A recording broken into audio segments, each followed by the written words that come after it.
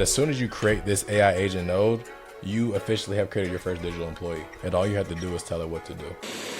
This one came out as a C+, a moderate to strong fit, but not the best fit. So you can see you may not put as much effort into this lead as you do with the A+ leads. We can see the social media gaps, virtually dormant or non-existent across all major platforms. Now we're highly informed of what this company is missing out on. So let's just go ahead and run this so I can show you what it looks like.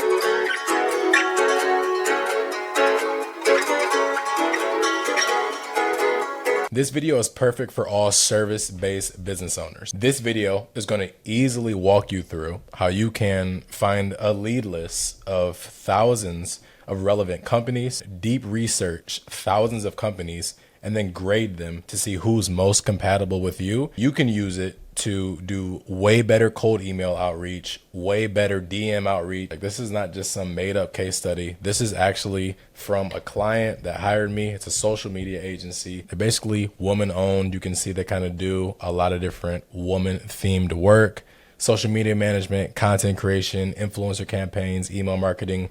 They wanted to get more clients and they wanted to use cold email to do it. But of course, they didn't just want to blast thousands of cold emails to people that had no type of personalization or no connection to that person. So for them, they were honestly AI skeptics. If there was going to be any type of AI implementation, they wanted their sales outreach to be extremely detailed, very tailored to the person it's going out to. So in this video, you're going to learn how to go beyond just a simple and traditional cold email and move to something much, much deeper in terms of the analysis you have on a company, the research you have on a company, and even literally grading the compatibility between you and a company based on the services that you provide. So without further ado, let's go ahead and get into it. So the first thing that I always do when I'm working with a company, an agency, any type of client is I actually have a GPT agent mode do deep research on that client.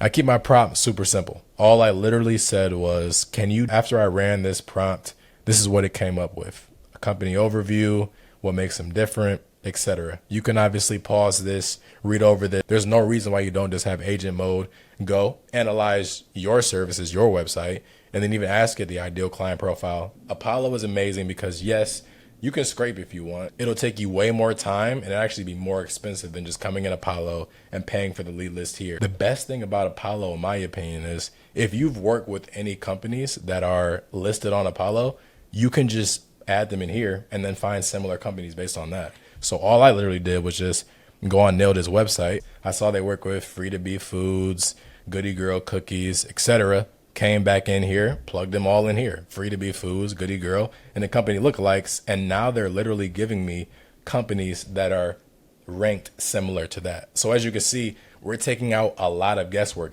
And so then from there, obviously, I went and filtered the job titles for people that I knew they had already worked with. Obviously, plugged it into Notion here.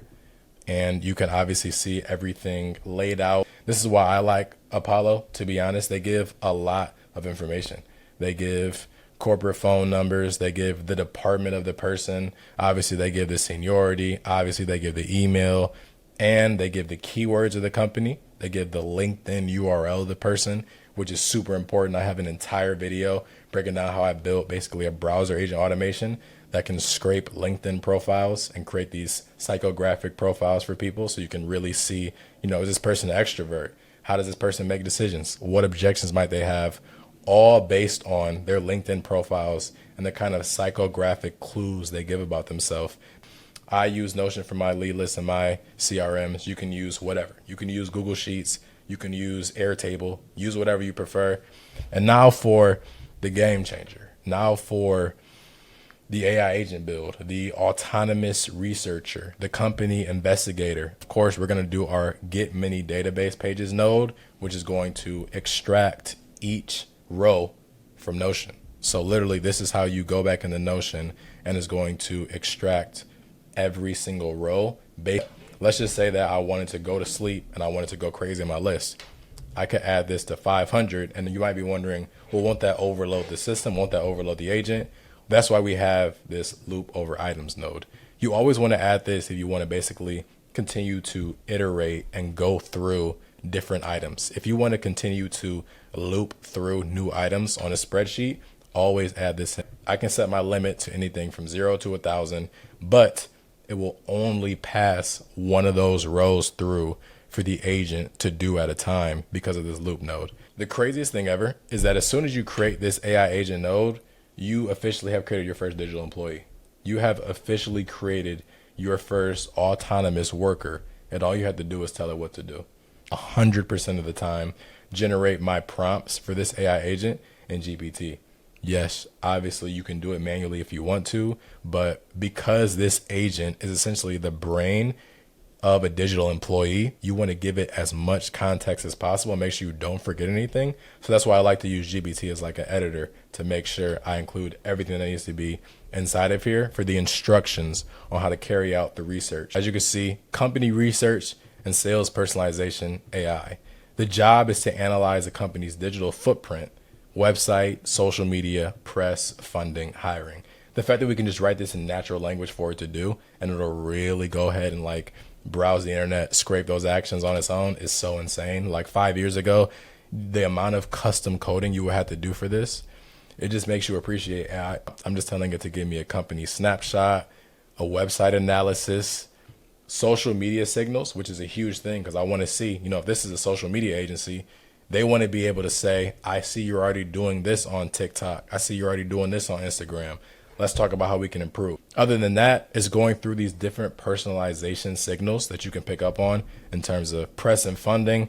If they just had any press releases that came out, funding announcements, it's going to search the web for all of this. To me, one of the biggest parts is assigning a compatibility score, because too often when people do these broad email campaigns, they're wasting time.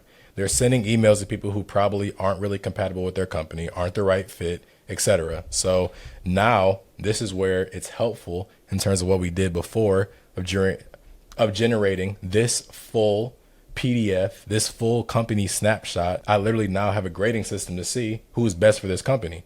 And all of this work was done autonomously. So you can see an excellent fit is a growth stage or lifestyle CPG brand with strong narratives, etc. You got a strong fit, a moderate fit, a weak fit, and not a fit whatsoever. You're basically 80% done now. Even though there's all these nodes left, all these are really just add-ons. And so after you add that AI agent node, you want to come here and go to chat model. The thing it is the brain of the employee, but it still needs to be able to use tools and chat models to actually execute the task that you're trying to do. So just the same way where sometimes you go to GPT to figure out what prompt to create, like we just talked about before, the agent is doing the exact same thing here. It's basically going over to Claude and saying, okay, how should I prompt Perplexity based on the assignment that I was given? And so that's what this node is doing. And this memory node is storing all the responses, all the output. Really, really good video breaking down each memory node. I'm going to link it in the description if you guys want to watch that. In terms of web searching, as you guys know, GPT was a little bit late to the party. Perplexity's core concept and core service was web search, and it continues to be the industry leader in my opinion. So that's why I like to use it for different tasks where I need to go online, see trusted citations, trusted websites, trusted web searching. I always use Perplexity. That's why this is here. And you might be asking the same thing before of like, where's the prompt? What's going on here? And you can see it says defined automatically by the model. And that is literally because, just like we said before, your AI agent is doing all of this. You can see I did not prompt the agent like this. Your AI agent digital employee is understanding what you're saying and understanding how to reorient that in the prompts to use different tools that you give it.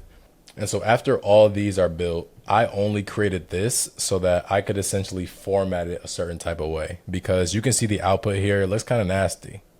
So what I did was basically just create this code so that I can take the output field from the agent, split it by line breaks, the double line breaks here. You can see and I append a block in Notion. I'm literally just adding all those paragraphs in here. And you can see this number is 45 because there's 45 paragraphs. You can see the build is not overly complicated. It's really just about getting this prompt right in here for your agent, because this is you creating a brain for your digital employee. So the better and more accurate you can be, the better your digital employee will be for you. So let's just go ahead and run this so I can show you what it looks like in practice and the value that you'll receive. So as you can see, I set the limit to 2 and it's looping through one of them. And so now you can see it passed through the output from the agent and went through the code, split it up into the paragraphs, all 45 of them. And now if we actually catch it in time, if we go to Lou, it's literally in real time adding all of that output into Notion. So we're getting press and funding information. We're seeing if they had any job posting and hiring signals. And now it's literally autonomously generating those personalization hooks for outreach. And that's not even to mention the compatibility grade. So as you can see, this one came out as a C+, a moderate to strong fit, but not the best fit. So you can see you may not put as much effort into this lead as you do with the A+ leads, but we would not have been able to generate that without using that autonomous AI agent. So you can see we have this full output here, all these different paragraphs that were generated. And if you just want to view this in a kind of a more aesthetically pleasing way, basically come down here, backslash, and then go to code, and then make sure this is on the markdown format. And then you're just going to go ahead and paste that inside of there. And as you can see, we can see the social media gaps, virtually dormant or non-existent across all major platforms, no user-generated content campaigns, missing visual storytelling, no community management. So as you can see, now we're highly informed of what this company is missing out on. So we can go to this company and say, I see you don't have any UGC. I see you don't have any community management.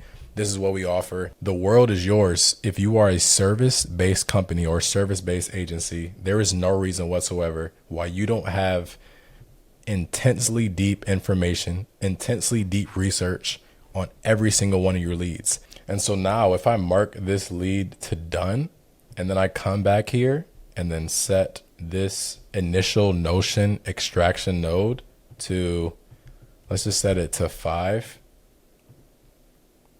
If I go ahead and execute this workflow, it's going to bring in, you can see now a different lead name, Rebecca, a different company. Now it's going to go through that lead and it's going to do deep research on her as well. I can walk away. I could go to sleep.